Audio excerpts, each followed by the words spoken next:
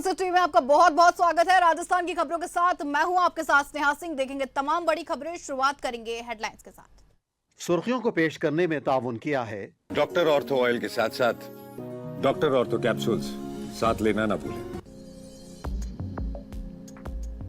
PM Modi ने राजस्थान को विकास परियोजनाओं की दी बड़ी सौगात। बोले जोधपुर एयरपोर्ट और जयपुर मेट्रो राज को देंगे नई उड़ान।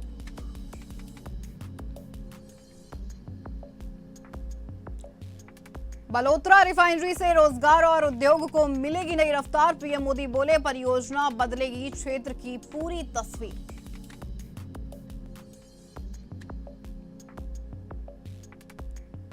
सीएम भजनलाल शर्मा ने पीएम मोदी का जताया आभार। बोले पीएम मोदी ने विजन से राजस्थान के विकास को मिली है नई रफ्तार।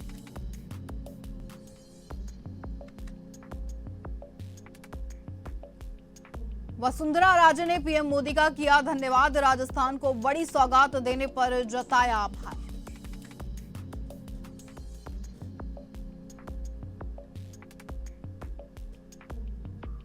अलवर में जीएसटी अधिकारी के घर हथियारबंद लुटेरों का धावा। परिवार को बंधक बनाकर जेवर और नकदी लूटकर आरोपी फरार।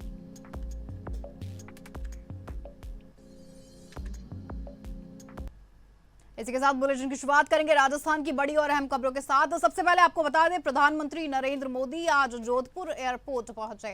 यहां उन्होंने नए टर्मिनल का उद्घाटन भी किया। इसके साथ ही उड़ान योजना के सेकेंड फेज की शुरुआत भी हो गई है। इसके बाद बता दें, प्रधानमंत्री मोदी पचपदरा पहुंचे, जहां उन्होंने रिफाइनरी के साथ बता दें आपको लगभग 1.6 लाख करोड़ रुपयों की विकास परियोजनाओं का लोकार्पण, उद्घाटन और शिलान्यास भी किया है। यहाँ सभा को संबोधित करते हुए पीएम मोदी ने साफ तौर पर कहा कि मैं सोशल मीडिया देख रहा था। यहाँ का आर्किटेक्चर और इंटीरियर सोशल मीडिया पर हमेशा छाया हुआ है। चारों तरफ राजस्थान ही राजस्थान दिख रहा है। बहनों, आज राजस्थान में विकास के कई और भी कीर्तिमान स्थापित हो रहे हैं। आज ही जोधपुर में नए एयरपोर्ट टर्मिनल का उद्घाटन किया गया है और मैं सोशल मीडिया में देख रहा था कि नए टर्मिनल का आर्किटेक्चर, इंटीरियर ये सोशल मीडिया में छाया हुआ है। चारों तरफ राजस्थान ही राजस्थान दिख रहा है। साथियों, ये मारवाड़ में पर्यटन, व्यापार और रोजगार को नई गति देगा। इस कार्यक्रम में जो लोग जोधपुर से जुड़े हैं, मैं उनका विशेष रूप से अभिनंदन करता हूं। जोधपुर से ही आज उड़ान योजना के नए चरण की भी शुरुआत हुई है।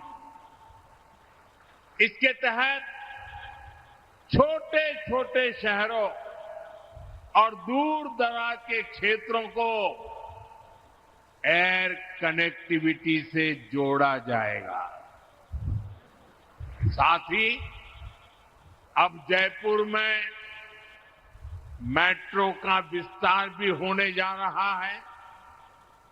भाइयों बहनों, शेखावटी क्षेत्र के जल संकट को दूर करने का इंतजार भी अब खत्म होने जा रहा है। मैं इन सभी प्रोजेक्ट के लिए राजस्थान के मेरे भाई बहनों को बहुत बहुत बधाई देता हूं। वहीं राजस्थान के बलोत्रा में भी प्रधानमंत्री नरेंद्र मोदी ने रिफाइनरी परियोजना को राज्य के विकास का एक बड़ा आधार बताया। उन्होंने साफ तौर पर कहा कि यह रिफाइनरी हजारों युवाओं के लिए रोजगार के नए अवसर पैदा करेगी। साथ ही प्रधानमंत्री ने यह भी कहा कि इस परियोजना से क्षेत्र में उद्योग, निवेश और स्थानीय अर्थव्यवस्था को भी नई मजबूती मिलेगी। आज राजस्थान की धरती से भारत ने विकसित होने, आत्मनिर्भर होने की दिशा में एक बहुत बड़ा कदम उठाया है। आज इस रिफाइनरी को देश को समर्पित किया गया है। ये रिफाइनरी यहां हजारों लोगों के रोजगार का माध्यम बनेगी। मैं राजस्थान के युवाओं को इस रिफाइनरी की विशेष तौर पर बधाई देता हूं। साथियों, आज का दिन साक्षी है कि बीजेपी सरकारें परियोजनाओं को सिर्फ शिलान्यास करके नहीं छोड़ती है, बल्कि हम उन परियोजनाओं को पूरा करने के लिए भी दिन रात एक कर देते हैं। वहीं बलोत्रा में प्रधानमंत्री नरेंद्र मोदी ने ऊर्जा सुरक्षा पर भी बड़ा बयान दिया। उन्होंने साफ तौर पर कहा कि एक समय ऐसा आया जब अंतर्राष्ट्रीय हालात के कारण एलपीजी की सप्लाई पर संकट खड़ा हो गया था। ऐसे वक्त में देश की रिफाइनरियों ने ही उत्पादन बढ़ाकर स्थिति को संभाला। प्रधानमंत्री ने यह भी कहा कि महज 7 दिनों में एलपीजी उत्पादन में बड़ी बढ़ोतरी की गई, जिससे देश में संभावित गैस संकट को टालने में मदद मिली। एक उदाहरण देता हूं, रसोई गैस यानी एलपीजी के विषय में हम सब जानते हैं हमारी जरूरतों की करीब 60% एलपीजी अन्य देशों से आयात की जाती थी और इसमें से भी 90% एलपीजी गल्फ देशों से आ रही थी, हॉर्मुज से होकर के आ रही थी और अचानक से युद्ध के हालातों ने उस सप्लाई को लगभग बंद कर दिया। आप अंदाज लगा सकते हैं हमारे देश में कितना बड़ा हाहाकार मचने जा रहा था, लेकिन राजस्थान की इस धरती ने हमें चुनौतियों को भी चैलेंज देना सिखाया है और इसलिए हमने संकट शुरू होते ही रिफाइनरीज के सामर्थ्य पर फोकस किया। औद्योगिक काम के लिए जो गैस बनती थी उसकी जगह रिफाइनरीज को रसोई गैस एलपीजी बनाने के लिए कहा गया और 7 दिनों के भीतर भीतर एलपीजी के उत्पादन में बढ़ोतरी हुई। पहले जो 35,000 मैट्रिक टन एलपीजी का उत्पादन देश में होता था, संकट के दौरान वो 54,000 मैट्रिक टन बढ़ गया। वहीं प्रधानमंत्री नरेंद्र मोदी ने कई विकास परियोजनाओं की सौगात देते हुए भी ये कहा कि शेखावाटी क्षेत्र की पानी की समस्या का समाधान अब बहुत करीब है। उन्होंने ये भी बताया कि आज प्रदेश के करीब 54,000 युवाओं को सरकारी नौकरी के नियुक्ति पत्र भी दे दिए गए हैं। शेखावटी क्षेत्र के जल संकट को दूर करने का इंतजार भी अब खत्म होने जा रहा है। मैं इन सभी प्रोजेक्ट के लिए राजस्थान के मेरे भाई बहनों को बहुत बहुत बधाई देता हूं। साथियों, आज राजस्थान के करीब 54,000 युवाओं को सरकारी नौकरी का नियुक्ति पत्र भी मिला है। मैं नियुक्ति पत्र पाने वाले सभी युवाओं के उज्जवल भविष्य की कामना करता हूं और उनका युवा मन राजस्थान के उज्जवल भविष्य को और मजबूती देगा। मैं सबको शुभकामनाएं देता हूं। वहीं राजस्थान के मुख्यमंत्री भजनलाल शर्मा ने पीएम मोदी का राजस्थान की धरती पर भव्य स्वागत करते हुए उनका आभार जताया। सीएम ने साफ तौर पर कहा कि सूबे की तरक्की को लेकर प्रधानमंत्री नरेंद्र मोदी का खास लगाव और प्रतिबद्धता साफ नजर आती है। उन्होंने आगे ये भी कहा कि पीएम मोदी के इस विजन और स्नेह की बदौलत ही आज प्रदेश में तरक्की और विकास को एक नई रफ्तार मिल रही है। माननीय प्रधानमंत्री जी, आपका राजस्थान से हमेशा विशेष लगाव रहा है। आज आप जब भी राजस्थान पधारे हैं, आपने सदैव राजस्थान को नई विकास की नई सौगातें देने का काम किया है। आप 9 दिसंबर 2024 को राजस्थान में पधारे थे। आपकी प्रेरणा से राजस्थान में निवेश 35 लाख करोड़ के रिकॉर्ड समझौते हुए थे, लेकिन आप उसमें 9 लाख करोड़ से ज्यादा के कार्य धरातल पर उतर गए। सरकार का 1 साल पूर्ण होने पर 17 दिसंबर 2024 को आपने राम जल सेतु लिंक परियोजना के साथ 46,365 करोड़ रुपए की परियोजनाओं का उपहार दिया था।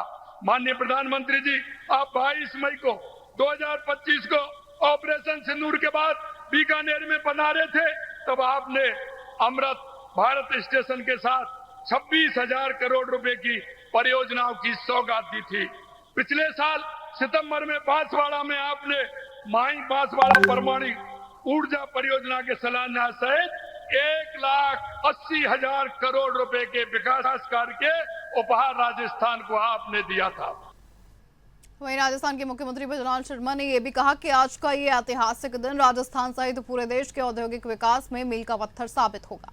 सीएम ने यह भी कहा कि प्रधानमंत्री नरेंद्र मोदी के संकल्प का ही परिणाम है कि राजस्थान में बन रही रिफाइनरी अब प्रदेश की तरक्की की नई पहचान बनने जा रही है। माननीय प्रधानमंत्री जी, आप जो कहते हैं वो करके दिखाते हैं। मुझे याद है कि आपने 16 जनवरी 2018 को पचमदरा की इसी धरती पर इस रिफाइनरी के काम का शुभारंभ किया। आज आप उसका उद्घाटन कर रहे हैं। ये आपकी दृढ़ इच्छा शक्ति का प्रमाण है। आपने कहा था कि ये रिफाइनरी यहाँ की तकदीर भी बदलेगी और यहाँ की तस्वीर भी बदलेगी। आज आपके कर कमलों से यहाँ 80,000 करोड़ की लागत से बनी रिफाइनरी प्रदेश की भाग्य रेखा बनने जा रही है। आज का ये ऐतिहासिक दिन केवल राजस्थान के लिए ही नहीं, बल्कि भारत के औद्योगिक आर्थिक विकास के लिए भी एक मील का पत्थर है।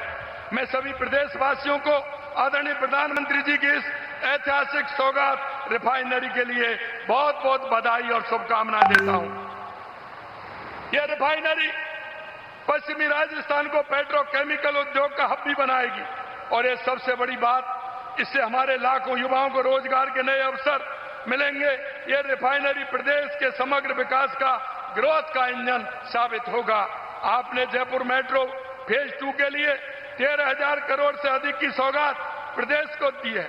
गुलाबी शहर जयपुर अपनी विरासत के साथ साथ मेट्रो सिटी के तौर पर अपनी पहचान बना रहा है। नई मेट्रो लाइन जयपुर को ट्रैफिक समस्या से निजात दिलाएगी। आज इसका शिलान्यास आपके कर कमलों से हो रहा है और हमें पूरा विश्वास है कि निर्माण के उपरांत इसका शुभारंभ भी आपके शुभ हाथों से होगा। वहीं प्रधानमंत्री नरेंद्र मोदी के राजस्थान दौरे पर पूर्व मुख्यमंत्री वसुंधरा राजे ने उनका शुक्रिया अदा किया है। वसुंधरा राजे ने साफ तौर पर कहा कि उन्होंने राजस्थान को इतने बड़े और अहम तोहफे दिए हैं, जिसके लिए प्रधानमंत्री मोदी का तहे दिल से शुक्रिया अदा करना चाहती हूँ। सबसे पहले हम सब की ओर से मैं धन्यवाद देना चाहती हूँ प्रधानमंत्री जी को, जिन्होंने इतनी बड़ी सौगात और एक नहीं दो आज राजस्थान को दी। मुझे याद है कि जनवरी शायद 2016 के अंदर बाड़मेर के अंदर बहुत विशाल रैली के अंदर उन्होंने शिलान्यास किया था उसका रिफाइनरी का। और उनकी एक बड़ी बात है कि जिस काम को वो शुरू करते हैं उसको नॉर्मली खत्म करने का काम भी करते हैं साथ में। तो उन्होंने वो काम तब शुरू किया और आज उसको कंप्लीट करने का काम पचमदरा में हो रहा है। तो इसमें हम सबको बहुत खुशी है। इसके साथ साथ 3 जून को उन्होंने ये मेट्रो का शिलान्यास भी किया था 2015, मेरे को याद है। और आज फेज 2 का वो शुरुआत शिलान्यास कर रहे हैं, वो भी हमारे जयपुर वालों के लिए और बहुत लंबा है और खर्चा भी बहुत अच्छा ताजा होगा। और मैं समझती हूँ कि 5 साल के अंदर उसको पूरा वो करेंगे ही करेंगे, क्योंकि उनकी आदत है जल्दी काम खत्म करने की। तो एक बहुत बड़ी सौगात है, और स्पेशली जयपुर का, क्योंकि जयपुर खाली कैपिटल सिटी नहीं है, उसके साथ साथ मैं समझती हूँ कि राजस्थान की शक्ल है, फेस है। वहीं राजस्थान के अलवर से एक बेहद खौफनाक और हैरान करने वाली वारदात सामने आई। यहाँ आपको बता दें, शनिवार सुबह 3 हथियारबंद बदमाशों ने जीएसटी विभाग के असिस्टेंट कमिश्नर और उनके परिवार को बंधक बना लिया। नकाबपोश बदमाश ने करीब आपको बता दें 1.5 घंटे तक पूरे परिवार को गन पॉइंट पर रखा, उनके साथ मारपीट भी की और घर में रखे सोने के जेवर और कैश लूट कर वो फरार भी हो गए हैं। पीड़ित अफसर के मुताबिक बदमाशों ने उनकी पत्नी से बदसलूकी की धमकियां भी दी। फिलहाल आपको बता दें, पुलिस सोसाइटी के सीसीटीवी फुटेज खंगाल रही है, साथ ही सभी आरोपी की तलाश लगातार जारी है। 6:05 की घटना है सुबह की, और मैं बाथरूम लैट्रिन में था। लैट्रिन में आए, लैट्रिन में कुंडी बंद रही थी अंदर से, और आते ही मेरे बैठा था लैट्रिन, मेरे कट्टा लगा दिया, और कट्टा लगा दिए मेरे को वॉशरूम भी ढंग से नहीं होने दिया। और आते ही सब अंदर घुसने की कोशिश की, अंदर घुसते मैडम में जोर चिल्लाया, मैडम को, बच्चों को, और साहब इन्होंने कट्टा लगा के इनको पिटाई करी, मेरी पिटाई करी। एक कमरे में सब बंद कर दिया, हाथ पैर मुंह सब बंद कर दिया और हमारी पिटाई करी। और मैडम के पास जो शादी का जेवरात पूरे लेके, कुछ कैश था छोटा मोटा वो लेके सब जेवर साहब 15-16 तोड़ा होगा मैडम को। वहीं राजधानी जयपुर में मानसून की पहली ही बारिश ने विकास कार्यों और प्रशासनिक तैयारियों की पूरी पोल खोल दी है। शहर की व्यस्त टोंक रोड आपको बता दें, उस पर अचानक सड़क धंस गई, जिससे करीब 20 फीट चौड़ा और 10 फीट गहरा गड्ढा बन गया। घटना के बाद मौके पर अफरा तफरी भी मची। सूचना मिलते ही प्रशासन और जेडीए की टीम भी वहां पहुंची। बता दें, बैरिकेडिंग कर यातायात को नियंत्रित भी किया गया है और सड़क की मरम्मत का काम भी वापस अब शुरू कर दिया गया। पर भारी मशीनों की मदद से गड्ढे को भरने और सड़क को दोबारा तैयार करने का कार्य शुरू किया गया है।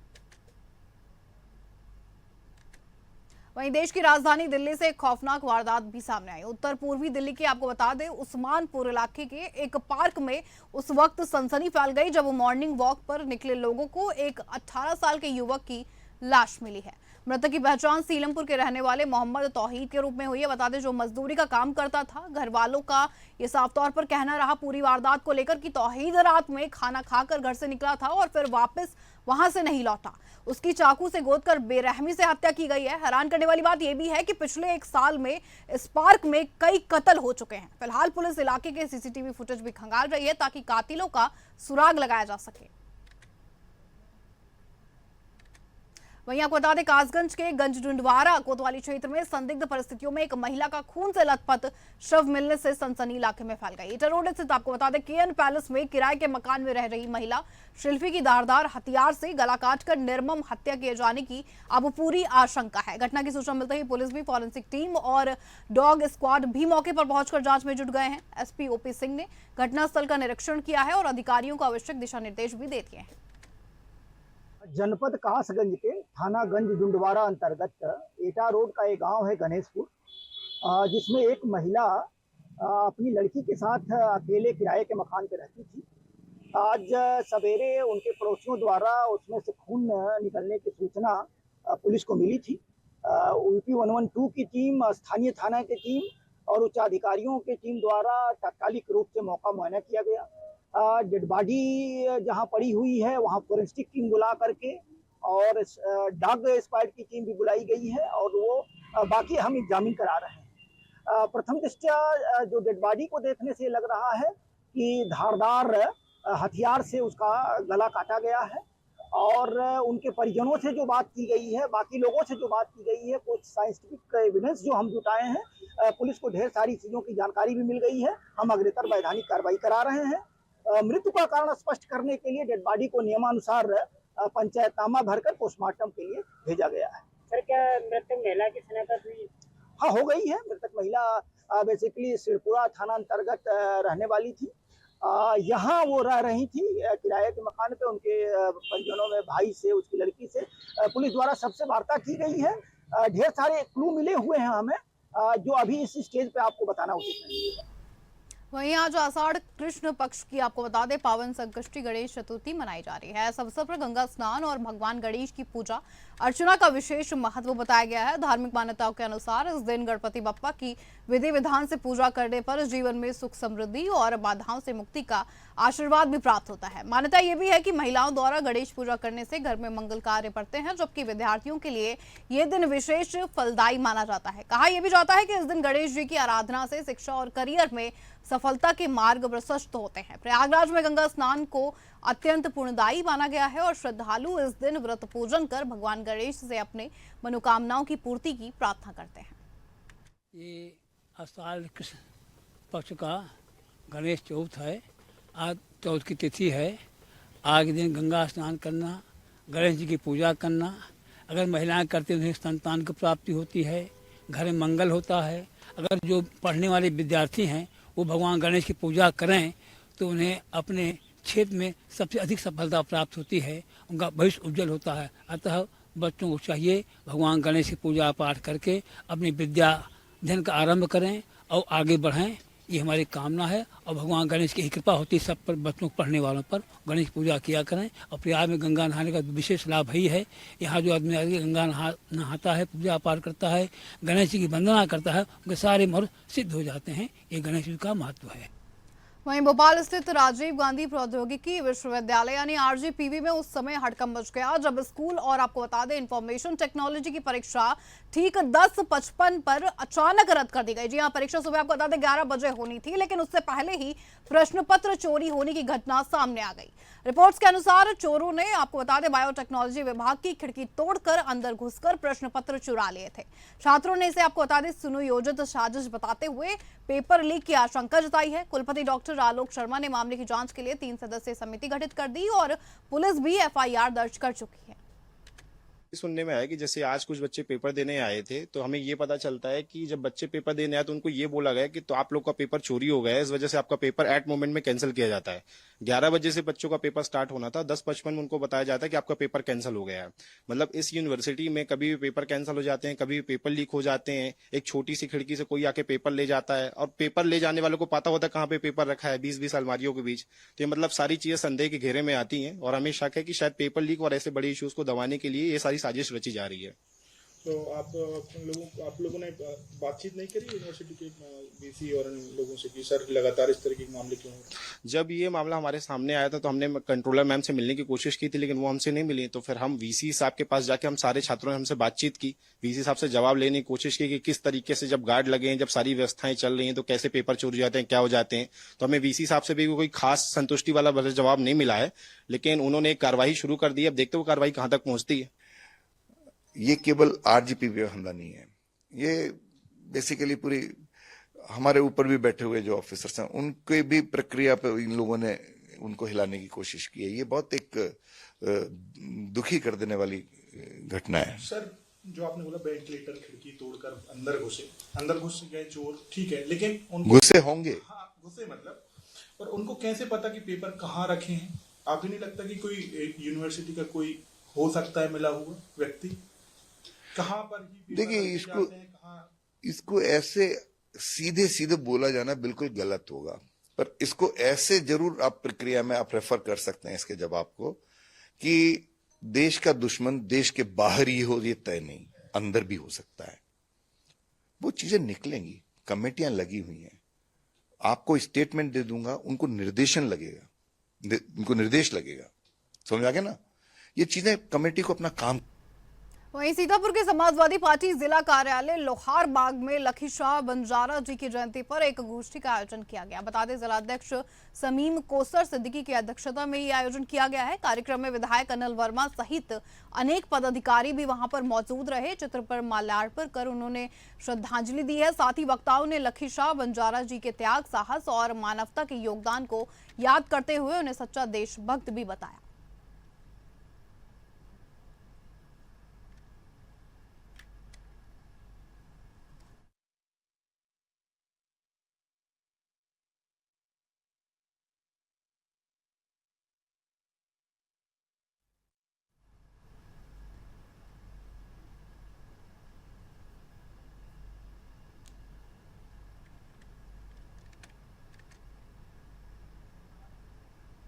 वहीं शिवसेना यूबीटी की नेता प्रियंका चतुर्वेदी ने राम मंदिर से जुड़े कथित दान अनियमितता मामले पर अपनी प्रतिक्रिया देते हुए सरकार पर अब गंभीर सवाल उठा दिए हैं। उन्होंने साफ तौर पर कहा है कि इस पूरे मामले में पारदर्शिता बेहद जरूरी है और जिम्मेदारी तय की जानी चाहिए। जनता को सच्चाई जानने का अधिकार है और इस तरह की चुप्पी अब सीधे सीधे कई सवाल भी खड़े करती है। सुनिए और क्या कुछ कहती नजर आई प्रियंका चतुर्वेदी।